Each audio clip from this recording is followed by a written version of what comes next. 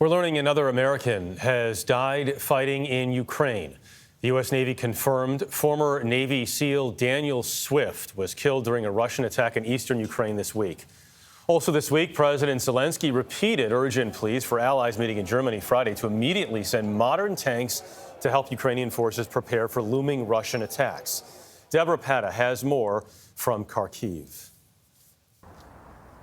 That meeting of Western allies in Germany did not bring the news that Kyiv was hoping for. There's still no final decision on the rapid deployment of German tanks for Ukraine, and the U.S. has signaled that this war is far from over. The chairman of the Joint Chiefs of Staff did not mince his words. I still maintain that for this year, it would be very, very difficult to militarily eject the Russian forces from every inch of Ukrainian-occupied or Russian-occupied Ukraine. But General Mark Milley emphasized that with the right weapons and training, Ukraine can still launch a widespread counteroffensive in spring. And the U.S. will designate the Russian paramilitary group Wagner as a transnational criminal organization, releasing satellite images said to show the group receiving a shipment of arms from North Korea.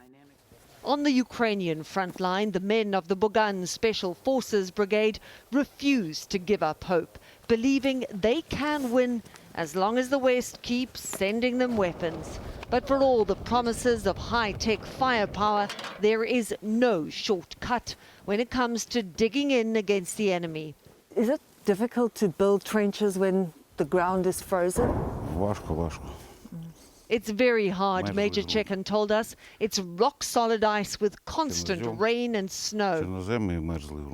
This is trench warfare fought in sub-zero temperatures, and there's a lot of territory to defend. This one is just near the Russian border. The commander and his platoon have been fighting in the country's east, where Ukrainian soldiers are preparing to defend against a surge in Russian attacks. Deep below this innocuous-looking pine forest is a warren of fortifications. It's very warm in here. Where the men have prepared for the coldest weeks of winter, a wood-fired stove, warm beds, hot food and drinks. It's not so bad, Chekan told us. But what would really make a difference are more heavy weapons. That will stop the bloodshed on the battlefield sooner. President Zelensky said his country needs tanks, not hundreds of thank yous. And he told that meeting in Germany time remains a Russian weapon and that the West needs to speed up the delivery of military aid. For CBS Saturday Morning, Debra Patta, Kharkiv.